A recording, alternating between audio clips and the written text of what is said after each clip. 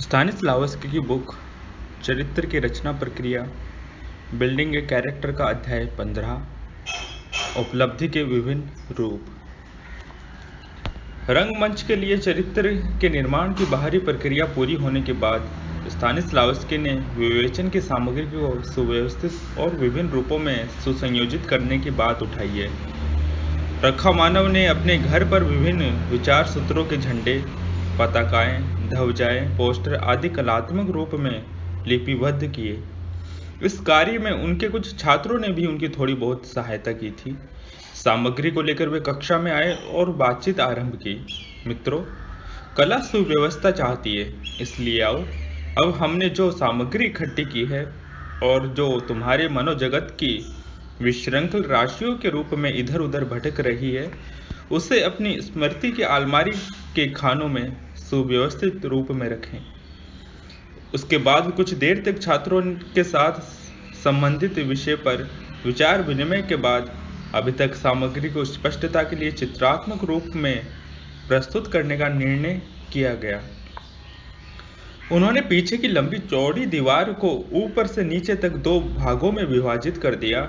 बाएं भाग में ऊपर की ओर उन्होंने शीर्षक लगाया मनोतकनीक और दाहिनी ओर उसी के सामने दूसरा शीर्षक लगाया बाहरी तकनीक। इस रूप विन्यास में पहला वक्तव्य था पुष्किन का ये कथन: हमारा विवेक नाट्य लेखक से भावनाओं की सच्चाई और अनुभूतियों की विशेष अनुरूपता की मांग करता है। रखामानव ने कहा कि अभिनय का ये आधारभूत सिद्धांत है, इसलिए इसे दोनों स्तंभों के बीच दोनों का थोड़ा थोड़ा भाग लेते हुए लिखा जाना चाहिए। उसके ऊपर दोनों स्तंभों के कुछ भागों को घेरते हुए कार्य व्यापार वाली इबारत का पोस्टर लगाया गया। उसके ऊपर जो बैनर लगाया गया था उस पर लिखा था चेतन से उपचेतन की ओर। उसके ऊपर की पताका में लिखित था मन, इच्छा शक्ति और भावनाएं। रखामानव ने समझाया कि ये चारों सूत्र अभिनय के अंतर्गत और बहिरंग दोनों ही पक्षों में आते हैं, इसलिए इन्हें दोनों के नीचे मध्य भाग में स्थान दिया गया है। अब बाएं स्तंभ के ऊपर के भाग में एक पताका को भरने का काम किया गया जिस पर लिखा था मनोतकनीक। रखामानव ने इस बाएं स्तंभ के अंतर्गत जिन विचार सूत्रों के पोस्टर लगवाने आरंभ किए थे उनका संबंध पहले वर्ष के कार्यक्रम में अभिनयता की तैयारी एंड एक्टर्स प्रिपेयर्स से था। मनोतकनीक के नीचे जो पोस्टर लगाया गया था उसमें लिखा था आंतरिक रचनाशील मनोदशा। उसके बाद उस स्तंभ में नीचे की ओर से क्रमशः सत्य की चेतना, कल्पना, ध्यान, भावात्मक स्मृति, इकाइयां और उद्देश्य लिखे थे। उस स्तंभ के ऊपर की ओर आंतरिक रचनाशील मनोदशा के नीचे जो पताका लगाई गई थी उस पर लिखा था आंतरिक ताल और लय। उसके नीचे के पोस्टर में अंकित था भावनाओं में सतर्कता एवं सामंजस्य। अब दाहिनी ओर के स्तंभ को नीचे से ऊपर की ओर भरा गया। पहली पताका पर लिखा था मांसपेशियों को तनाव से मुक्त करना। उसके ऊपर की पट्टिका पर अंकित था शरीर को अभिव्यंजनाशील बनाने का प्रशिक्षण। उसके ऊपर कोष्ठक में बैनर के ऊपर श्वास साधना, उच्चारण, गायन आदि लिखा था। उसके ऊपर के पोस्टर में प्रारंभ में वाचन और उसके आगे कोष्ठकों में अंतर्गत स्वर विन्यास, मौन, शब्द, पदावली आदि लिखा हुआ था। इस प्रकार इस पोस्टर में वाचन के विभिन्न विधानों के संकेत दिए गए थे। उसके ऊपर लिखा था भौतिक चेष्टाओं में सतर्कता और सामंजस्य। उसके ऊपर की पताका में था बाहरी तालमेल। उसके ऊपर के बैनर में लिखा था बाहरी चरित्र चित्रण। उसके ऊपर के पोस्टर में रंगमंच के बाहरी सम्मोहन, नियंत्रण, संपूर्णता, आचार संहिता और समन्वय की भावना लिखे हुए थे। उसके ऊपर बाहरी रचनाशील मनोदशा का पहरा था। उसके ऊपर दोनों ही स्तंभों के कुछ भागों को घेरते हुए एक बड़ा पोस्टर था जिस पर लिखा था सर्वतः रचनाशील परिव्याप्त मनोदशा। रखामानव के छात्रों की सहायता से दीवार पर विभिन्न प्रकार के बैनरों को सुव्यवस्थित कर लेने के बाद तो सर का प्रवेश हुआ था और उस चित्रात्मक वस्तु विन्यास को देखकर उन्होंने अपनी ओर से परम प्रसन्नता व्यक्त की थी और बधाई भी दी थी। रखामानव द्वारा खड़े किए गए इस रूप विधान में कुछ जोड़ने की आवश्यकता प्रतीत होती है। मुझे लगता है कि स्तानिस्लावस्की जब रखामानव के माध्यम से बाईं ओर के स्तंभ की संपूर्ति कर रहे थे, तब अभिनेता की तैयारी के लिए जिस ग्रंथ की रचना की थी वो उनके पास नहीं थी, इसलिए उस स्तंभ में कुछ कमियां रह गई। दाहिना स्तंभ ठीक उसके सामने था, इसलिए दूसरी पुस्तक चरित्र की रचना प्रक्रिया बिल्डिंग ए कैरेक्टर पास होते हुए भी उन्हें कुछ छोड़ना पड़ा। इन दोनों ही ग्रंथों को साथ रखकर उपलब्धियों की रूपरेखा अगर बनाई जाए तो वो इस प्रकार होगी। मनोतकनीक, बाहरी तकनीक। उपचेतना के द्वार पर चरम उद्देश्य, आंतरिक रचनाशील मनोदशा, आद्यंत अविच्छिन्न रेखा, आंतरिक प्रेरणात्मक शक्तियाँ, संग्रहण, संवहन, संप्रेक्षण, भावात्मक स्मृति, विश्वास और सत्य की चेतना, इकाइयाँ और उद्देश्य, मांसपेशियों की विश्रांति, एकाग्र ध्यान, कल्पना, अगर मैं कोई भूमिका करूं, मन, इच्छा शक्ति, भावनाएं, चेतन के माध्यम से उपचेतन की ओर। कार्य व्यापार। हमारी बुद्धि नाट्य लेखक में भावनाओं की सच्चाई और अनुभूतियों की विशेष अनुरूपता की मांग करती है। तोस्तव ने रखामानव द्वारा खड़े किए गए रंगमंच पर प्रदर्शन के रूप विधान की कुछ व्याख्या करना आवश्यक समझा। उन्होंने अभिनय की इस नई प्रणाली के 3 आधारभूत सूत्र माने हैं। पहला सक्रियता का सिद्धांत और इस तथ्य की ओर संकेत करता है कि अभिनेता मूल चरित्र के बिंबों और भावनाओं को प्रदर्शित नहीं करते, वरन भूमिका के बिंबों और आवेगों में सक्रिय होते हैं। दूसरा सूत्र है पुष्किन का प्रसिद्ध कथन जो ये बताता है, अभिनेता तक का कार्य भावनाओं की संरचना करना नहीं है, वरन उन प्रदत्त परिस्थितियों का निर्माण करना है जिनमें वास्तविक भावनाएं सहज रूप में सजग हो उठती है। तीसरा आधारभूत सत्य है हमारी अपनी नैसर्गिक जैविक रचनाशीलता, जिसे इन शब्दों में स्पष्ट किया जा सकता है सचेतन तकनीक के माध्यम से कलात्मक सत्य की उपचेतन द्वारा संरचना की ओर अग्रसर होना। इसी तीसरे सूत्र के संदर्भ में उन्होंने आगे कहा है कि अभिनय की इस नई पद्धति के मुख्य प्रयोजनों में से एक जैविक प्रकृति की रचनाशीलता और उसकी उपचेतना को स्वभावतः उत्प्रेरित करना है। तोस्तव के इस कथन में से यह भ्रांति हो सकती है कि उपचेतना का उन्होंने सम्यक अध्ययन किया होगा, इसलिए उन्होंने आगे चलकर ये स्पष्ट किया है कि उन्होंने उपचेतना की नहीं वरन केवल उसकी ओर ले जाने वाले मार्ग की जानकारी प्राप्त की है। फिर भी उनके नियम उपचेतना के संबंध में किन्हीं अस्थिर अनिश्चित आधारों पर निर्मित नहीं है। इसके विपरीत उनके सभी अभ्यास और नियम बराबर उनके सचेतन प्रयासों पर आधारित हैं और उन्होंने सैकड़ों बार अपने साथ और औरों के साथ भी जांच कर देखा है। केवल यही प्रयास उन्हें अपचेतन के अनजाने संसार की ओर ले गए हैं जो किन्हीं क्षणों में उनके भीतर जीवंत हो उठे हैं। उन्होंने ये पुनः स्पष्ट किया है कि उन्हें उपचेतना के संबंध में कोई भी जानकारी नहीं थी, फिर भी उन्होंने प्रतिक्रियात्मक रूप से उससे संपर्क स्थापित करने की कोशिश की थी।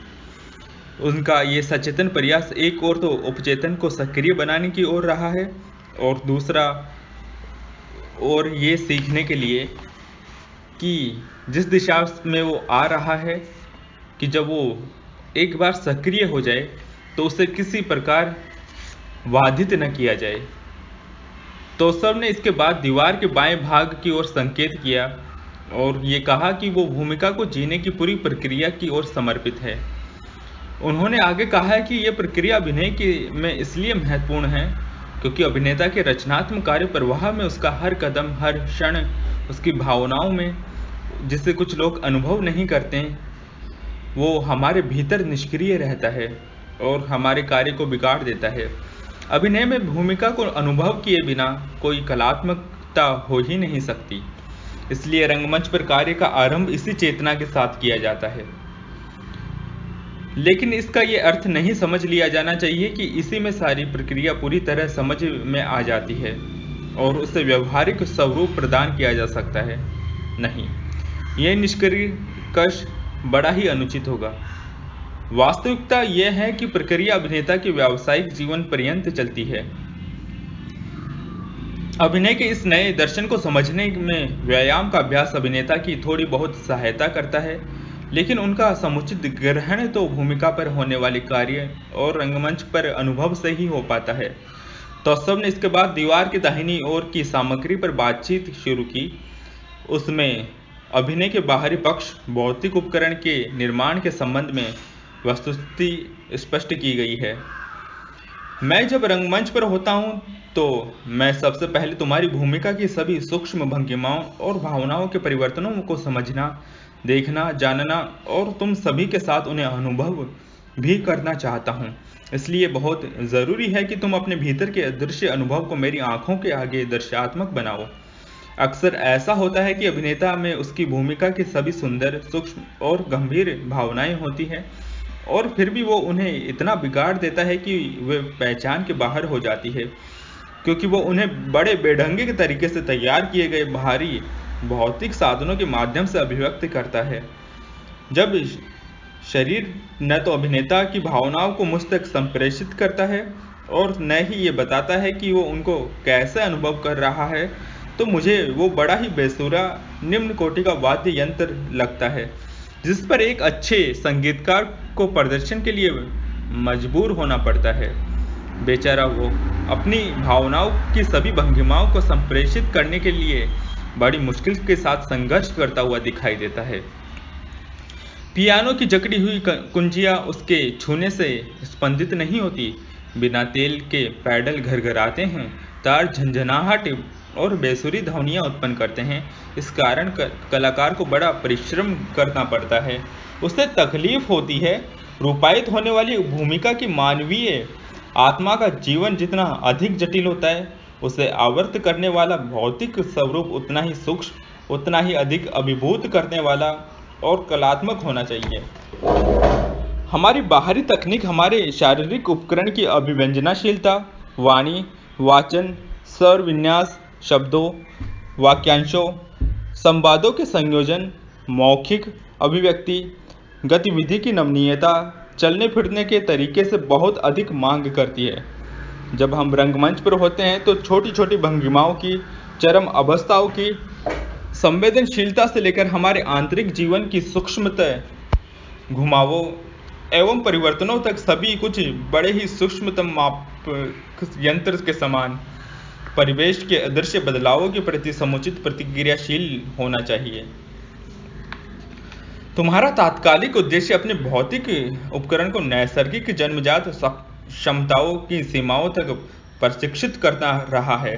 तुम्हें अपने शरीर को उस सीमा तक और भी अधिक विकसित, संशोधित और सस्वर बनाने की दिशा में तत्पर रहना चाहिए, जब तक कि उसका हर एक अंग पूर्व निर्धारित जटिल कार्य तथा अदृश्य भावनाओं को उनके बाहरी रूप में नैसर्गिक स्वरूप में प्रकट करने योग्य नहीं हो जाता।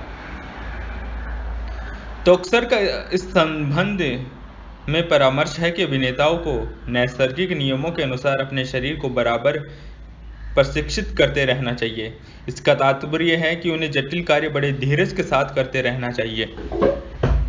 तौसव ने उपलब्धि के प्रसंग पर विस्तार से बातचीत की है। उन्होंने कहा है कि रंगमंच पर बुद्धि, इच्छा शक्ति और भावनाएं, यही 3 प्रेरणा शक्तियां होती हैं। इन्हें कला मर्मज्ञ प्रदर्शनकर्ता भी कहा जा सकता है। वस्तुतः ये अपने अपने वाद्य यंत्रों के सामने बैठे 3 वादकों के समान हैं, जिनके ऊपर गुंजन उत्पन्न करने के लिए छोटे छोटे पंखों जैसे पाइप लटके रहते हैं। ये गुंजन अंतरंग एवं बहिरंग रचनाशील मनोदशा की रूप रचना के अंग होते हैं। उदाहरण देने के लिए उन्होंने दीवार पर लगी हुई सामग्री को कुछ परिवर्तनों के साथ फिर से व्यवस्थित करके सानुक्रम व्याख्या की है। रचनात्मक प्रक्रिया का प्रारंभ कवि, लेखक, नाट्य निर्देशक, अभिनेता, दृश्य अभिकल्पक और प्रदर्शन में संलग्न अन्य लोगों की कल्पनात्मक रचनाशीलता के साथ होता है। इसलिए अनुक्रम के पहले कल्पना और उसके आविष्कारों को स्थान दिया जाना चाहिए। इसके बाद मायावी अगर और फिर प्रदत्त परिस्थितियों को इस प्रकार वस्तुस्थिति की व्यवस्था हो जाने के बाद उसे इकाइयों और उसके उद्देश्यों में बांटा जाना चाहिए। इस तीसरे चरण में इस उद्देश्य पर ध्यान केंद्रित किया जाना चाहिए जिसकी सहायता से या जिसके लिए लक्ष्य को प्राप्त किया जाना चाहिए। लक्ष्य को जीवंत बनाने के लिए अभिनेता के सामने जो उद्देश्य है उसमें सत्य की चेतना और किए जा रहे कार्य के प्रति विश्वास जगाया जाना चाहिए। इसका प्रतिफल यह होगा कि बाहर का सारा बनावटीपन, अभिनय के लड़के और उसके रबर की मुहर जैसे प्रयोग सभी बाहर हो जाएंगे। इसके बाद इच्छा शक्ति जागृत होगी जो सक्रियता की ओर ले जाएगी। ये स्थिति लक्ष्य या लक्ष्यों की रचना के साथ ही स्वयमेव रूप से उत्पन्न होती है जिनकी प्रामाणिकता पर अभिनेता वास्तव में विश्वास कर सकता है। अगले चरण में उस संप्रेषण की प्रक्रिया के विभिन्न रूप उभरेंगे जिनके लिए उद्देश्य प्राप्ति की ओर लक्षित कार्य व्यापार हो रहा है। ये पारस्परिक विनिमय आरंभ हो जाने पर संग्रहण की प्रक्रिया आरंभ हो जाएगी, इसलिए दोनों समानांतर रूप से चलने चाहिए। अपनी सोई हुई भावनाओं को उकेरने में सहायता के लिए अभिनेता को आंतरिक ताल लय को ग्रहण करना होगा। ये सभी तत्व भावात्मक स्मृति को उन्मुख करेंगे जिससे भावनाओं की आवृत्ति उनके अभिव्यंजना उन्मुक्त हो उठे और उनकी सच्चाई की प्रतिष्ठा हो। इन सभी व्यापारों में सतर्कता और तारतम्य अंत तक बना रहना चाहिए। तो सबने सतर्कता और तारतम्य का महत्व रंगमंच के सभी पक्षों में आधारभूत रूप में ग्रहण किया है। उन्होंने कहा कि हम चाहे कल्पना के आविष्कारों, प्रस्तावित परिस्थितियों, ध्यान में रखी गई वस्तुओं, इकाइयों और उद्देश्यों तथा अन्य किसी रंगकर्म के विषय में क्यों न बोल रहे हों, सतर्कता और तारतम्य का ध्यान हमें बराबर रखना चाहिए। रंगकर्मी सामान्यतः रंगकर्म के इन दोनों आधारभूत तत्वों की अनिवार्यता को समझते ही नहीं। बहुत से छोटे नाटकों में नायक और नायिका एक साथ आने के लिए सब कुछ करते हैं। वे हर प्रकार की मुश्किल और तकलीफ का सामना करते हैं। बाधाओं से वे बड़े साहस के साथ संघर्ष करते हैं। फिर जब वांछित लक्ष्य की प्राप्ति हो जाती है और प्रेमी एक दूसरे का आलिंगन करते हैं तो उनमें तत्काल एक दूसरे के प्रति बड़ी ठंडक की भावना पैदा हो जाती है, जैसे सब कार्य हो गए हों और नाटक समाप्त हो गया हो। ये देखकर दर्शक कितने निराश होते हैं। सारी शाम एक दूसरे के प्रति उनकी प्रेम भावना पर विश्वास करते हुए दोनों प्रधान अभिनेताओं का ये ठंडापन उनके सम्मोहन को तोड़ देता है, क्योंकि उन्होंने अपनी भूमिकाओं की सतर्कता और तारतम्य के साथ तैयारी ही नहीं की थी। रंगकर्मी के लिए ये परमावश्यक है कि रचनाशीलता के सभी बिंदु सतर्कता और तारतम्य के साथ संयोजित हो सके।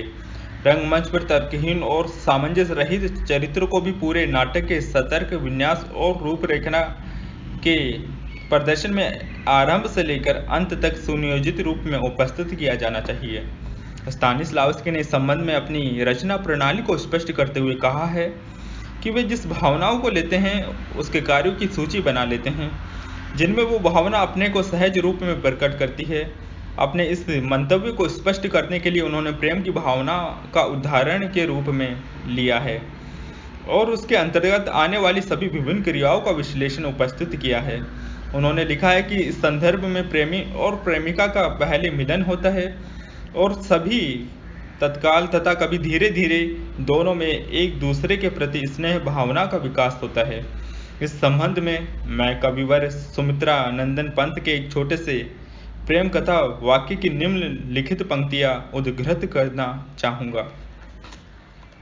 एक पल मेरी प्रिया के दर्ग पलक थे, उठे ऊपर सहज नीचे गिरे।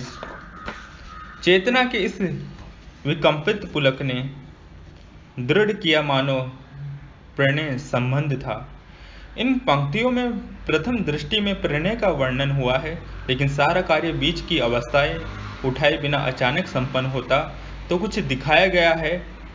इसलिए पाठक ये समझ नहीं पाता कि ये क्या हो गया और कैसे हो गया।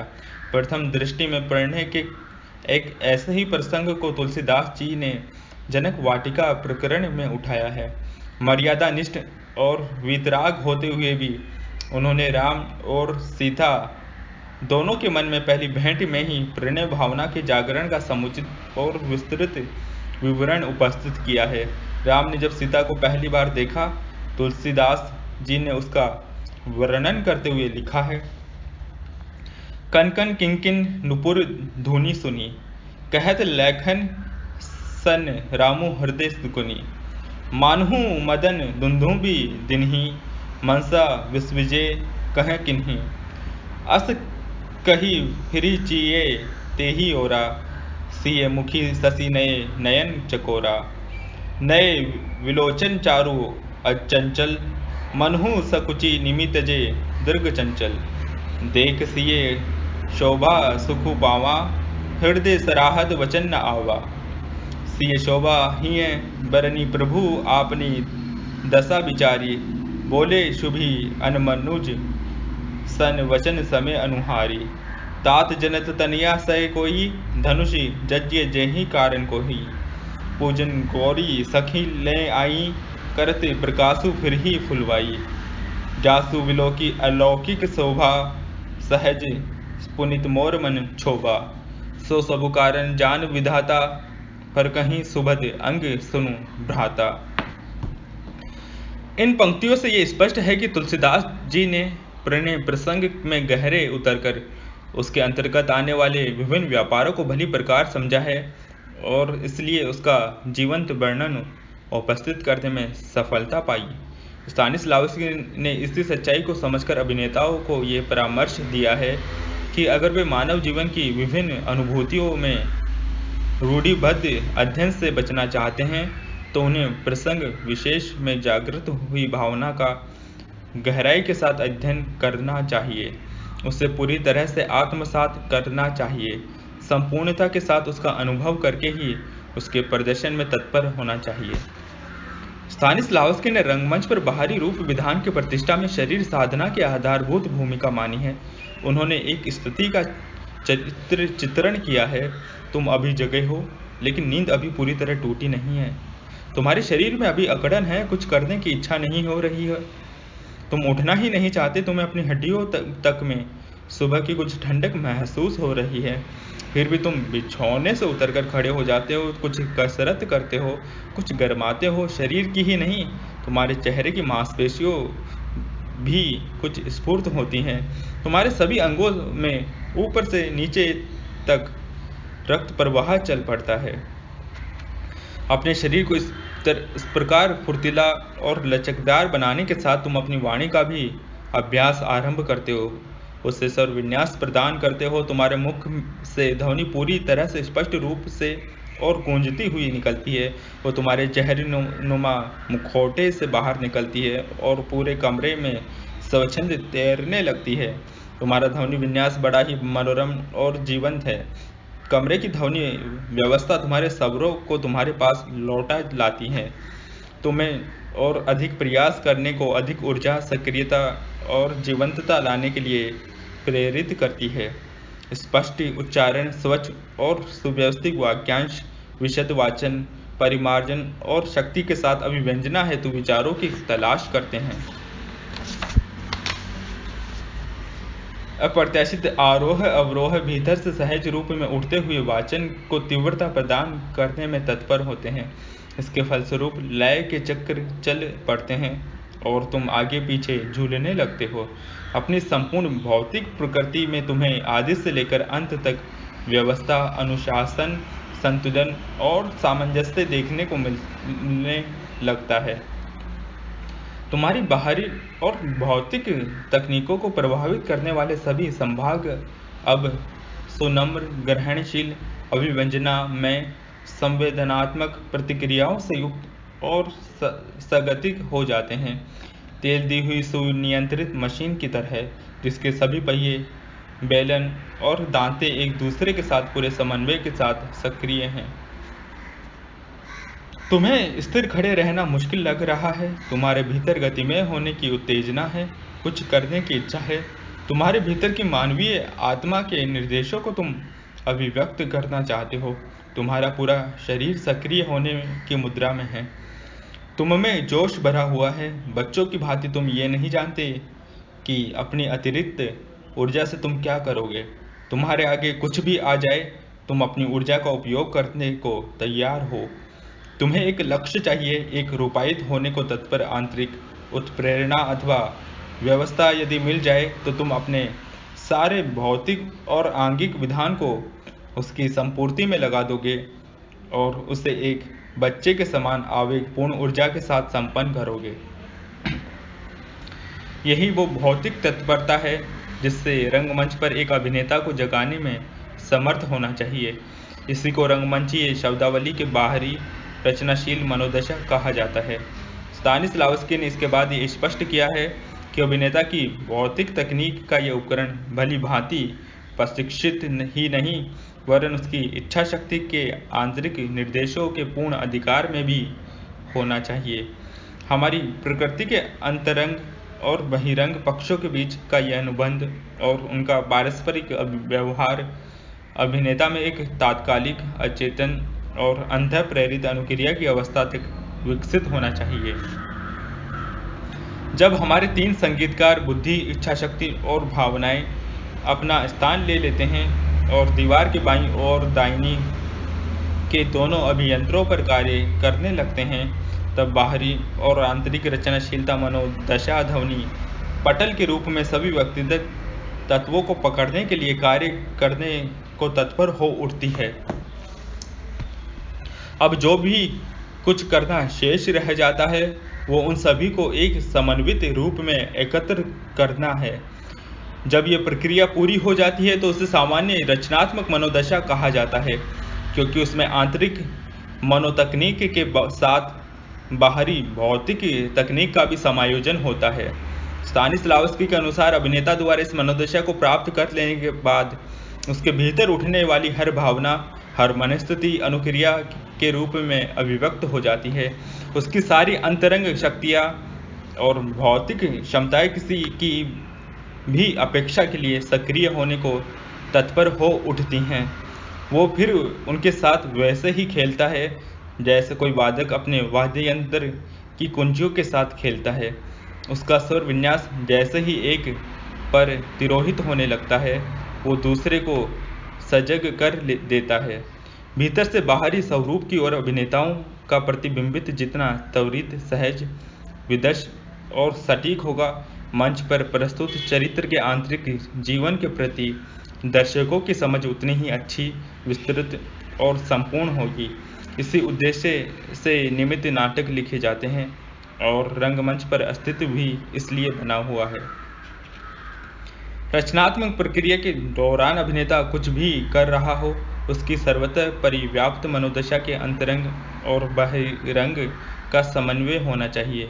वो अपनी पंक्तियों को चाहे पहली बार बोल रहा हो अथवा 100वीं बार, वो अपनी भूमिका का अध्ययन कर रहा हो अथवा उसे पढ़ रहा हो, उस पर अपने घर पर काम कर रहा हो या पूर्वाभ्यास के समय भूमिका के लिए मूर्त सामग्री की खोज कर रहा हो अथवा अमूर्त की, उसके अंतरंग पक्ष के विषय में सोच रहा हो या बहिरंग पक्ष के, वो उसके भावावेगों, भावनाओं, विचारों, चेष्टाओं, सामाजिक बाहरी स्वरूप, वेशभूषा अथवा अपनी रूप सज्जा पर विचार कर रहा हो।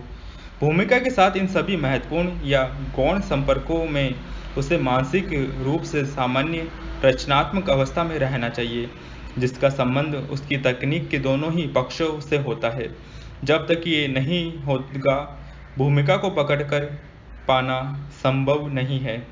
इन बातों को अभिनेता के में स्थायी रूप से सहज और स्वाभाविक विशेषताओं तथा दूसरी उसकी प्रकृति के रूप में प्रतिष्ठित हो जाना चाहिए। स्तानिस्लावस्की ने इसे रंग साधना की चरमावस्था मानते हैं।